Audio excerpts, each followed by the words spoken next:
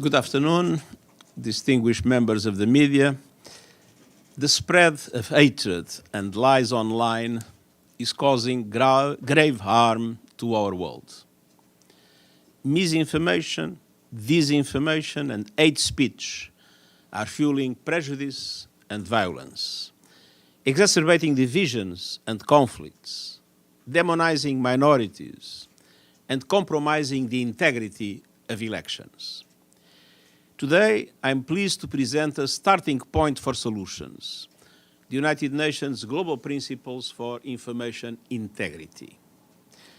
These 5 principles, social trust and resilience, independent, free and pluralistic media, healthy incentives, transparency and research, and public empowerment, are based on an overriding vision of a more humane information system. They call for an information environment that champions human rights and a sustainable future, and they provide a solid foundation for sustainable, inclusive development, climate action, democracy, and peace. So, dear members of the media, threats to information integrity are not new, but they are proliferating and expanding with unprecedented speed on digital platforms and supercharged by AI technologies. Science, facts, human rights, public health, climate action are under attack. And when information integrity is targeted, so is democracy, which depends on a shared, fact-based perception of reality.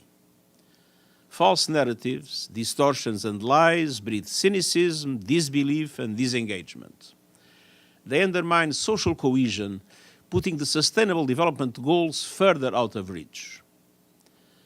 Opaque algorithms push people into information bubbles and reinforce prejudices, including racism, misogyny, and discrimination of all kinds. Women, refugees, migrants, and minorities are common targets. Activists, advocates, researchers, scientists, and leaders are harassed and humiliated. And the damage goes far beyond the digital realm, affecting billions of people who are not connected to the internet. Lives are at stake when lies are spread about vaccines and other medical issues. The United Nations' own operations and missions are compromised as our staff deal with a tsunami of falsehoods and absurd conspiracy theories. Secretary General Xu Deji with China Central Television. I promise you I only have one question. It's about information integrity. Let me give you an example. If I search UNRWA, if I search UNRWA on Google now, if I search UNRWA on Google now, the second result is a sponsored advertisement called UNRWA Neutrality Compromised. So in this information integrity, how can you ensure that governments, they don't because of maybe their national interests to push for a misinformation or disinformation? Do you have confidence that member states will do that? I think that member states have a vested interest in not promoting misinformation, because sooner or later the truth is discovered. I mentioned it in my remarks, and it is central in the document that we have published. Indeed, the question of children is probably the most worrying question for me in relation to what we are witnessing in misinformation and disinformation and in addiction. Because one of the problems is addiction to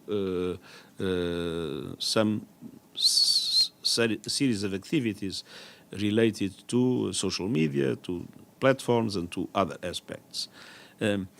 I strongly encourage the companies involved to adopt very rigorous mechanisms based on the do no harm principle in relation to children, and I strongly encourage governments to be particularly effective in regulation in this regard. And good to see you, Melissa. What do we do or what does the UN do if a state, for example, a major power, elects someone who dabbles in distortions and lies on a daily basis? Again, it is up to the people of that government to make that decision who they elect. What we are calling for in this document is integrity of information, which is also in the election sector, so that people who are making that decision on who to vote for have, during the election period, not been bombarded with distorted information or manipulated information, but have had access to reliable information about the candidates that they need to choose from. That's one thing. So again, it's this ability to easily manipulate that we're trying to address here. It is, of course, annoying to see the amount of disinformation and misinformation about the war in Gaza.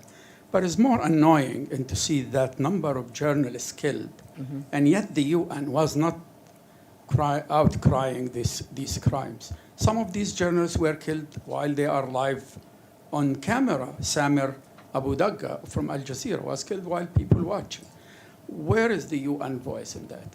I followed the UNESCO. I looked at these statements from UNESCO.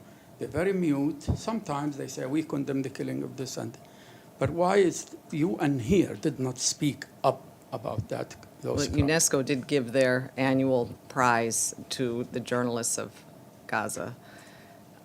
We have condemned, and we still condemn, any killing of any journalist in conflict. The press vest should be sacrosanct. Journalists should be protected in carrying out their work. We have loudly lamented the killing of any journalist in Gaza, but the numbers of journalists killed in Gaza, over 100, is deeply disturbing to us. This is a question, but it's also a comment. It happens that... The question would be... Yes, but it's every appreciated. semester I had to give an assignment to students to research what the people out there knows about the United Nations. For example, about the SDGs and everything. So one thing we found out in the last 10 years, every semester, people know nothing. And we are in New York City. We are not in, somewhere, only very small percentage. So, and then what would be your advice, I asked to the students, and they always say the same thing. Say, why the UN is not in TikTok, or is not enough in TikTok, in the socials, why they don't bomb the socials with whatever they do, because they recognize that what the UN does is good. I mean, they end up to like the UN, but they say, why you are not? Why the UN is not bad? So, please, can you answer to those students and tell what it would be the next project for you? Thank you for that question. And I would say this is the continuous battle that we're facing. Number one, the United Nations is downranked on meta platforms. That means our content has a much lower starting point than any individual. We've asked Meta over and over again to undo this, to design, to tweak the design in their algorithm so that UN content is it doesn't have to struggle to be seen in people's feeds. That's one. Second, we do, and you'll see that there is in the document. The UN will do section. Part of that is communication strategy. For the last, I don't know how many years, we have been working to be in those spaces where people receive their information. UN accounts actually have 60 million followers.